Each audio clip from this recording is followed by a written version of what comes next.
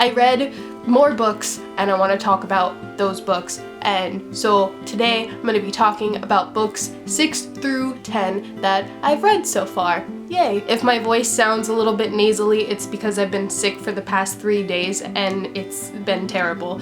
But I feel better, so that's good. But I think I might still sound a little bit sick. So what can you do? Being sick is a great time. Am I right?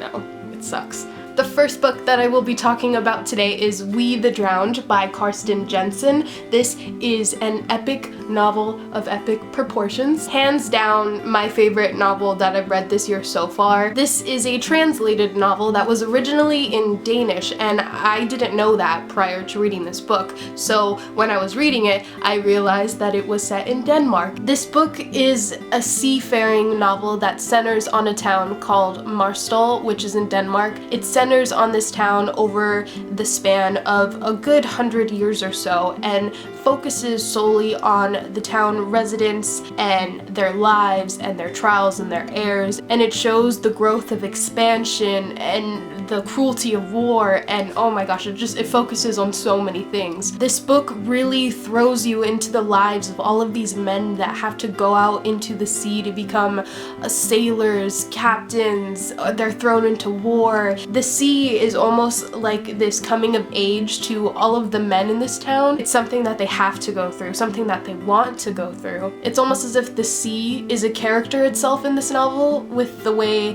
that it just affects all of these people, whether that's good or bad. The other main aspect of this book is also the wives and the widows of these men that go out to sea. To them, the ocean is terrible. They hate it. They want nothing to do with it. It's really interesting to see that aspect of it because you get to see what happens to them because they're left behind and you really feel for them. But even then, you're getting both of these sides, and it's beautiful and it's captivating. The characters and the plot lines and the families in this novel were fleshed out beautifully, and I just fell in love with all of them, and this book. It has been such a long time since I read a book that really engrossed me so much, where I felt as if I was there and I was seeing everything bit by bit, and I was just in the world completely. And there are a few books that can really captivate me in that way. So I highly recommend this book if you love epic seafaring novels. After that, I read Say Her Name by James Dawson. This is a book about Bloody Mary.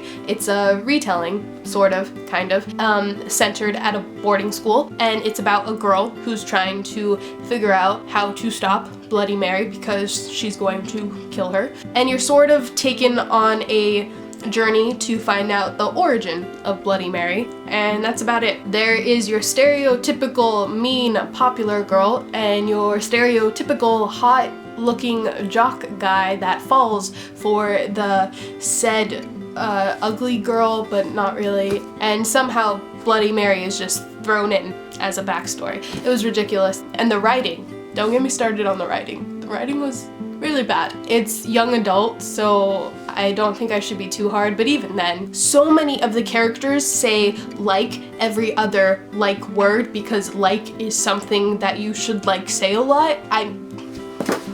What? And I know I probably say that word a lot, I think everyone does, but to be in a book so much just because these are teenagers just really annoyed me. So if you want to read this book just for the heck of reading about something that has to do with Bloody Mary, go for it, but besides that, I would not really recommend it. Nope, nope, nope. After that, I wanted to read something that would, I don't know, make me smile, I guess, and that is the first book in the Jack Sparrow series, which is The Coming Storm. I read this book years and years ago when I had first seen the movies.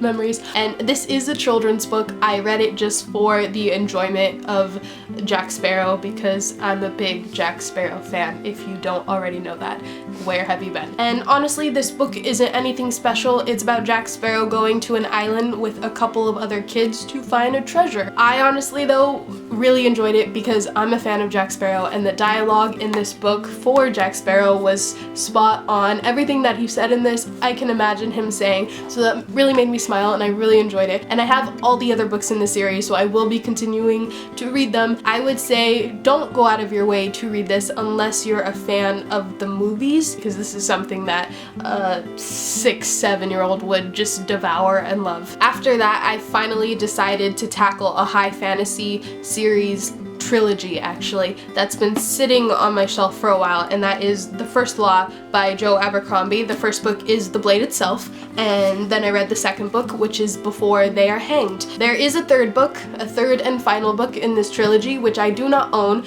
but after reading these two books, you bet I wanna go and buy that book.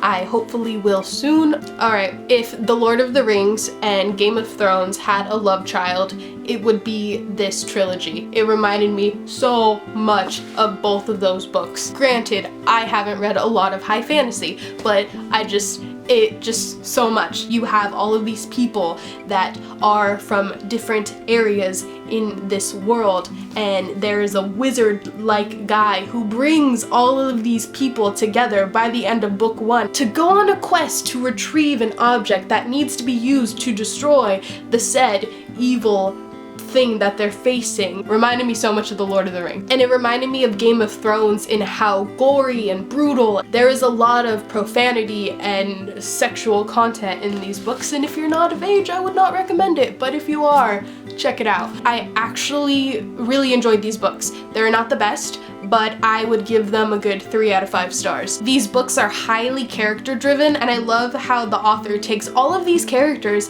makes them completely fucked up, and just makes you love them regardless. Sometimes I'm not even sure that the person that I should be rooting for is the person that I should be rooting for because they're so messed up. And so as a whole, I feel that I'm just rooting for a lesser evil in this evil world, if that makes sense. Those are books 6 through 10 that I have read recently. If you guys have read any of these books or have any opinions and comments that you would like to share with me, or you just want to talk to me, leave a comment below, talk about whatever you want to talk about, and we can talk about it.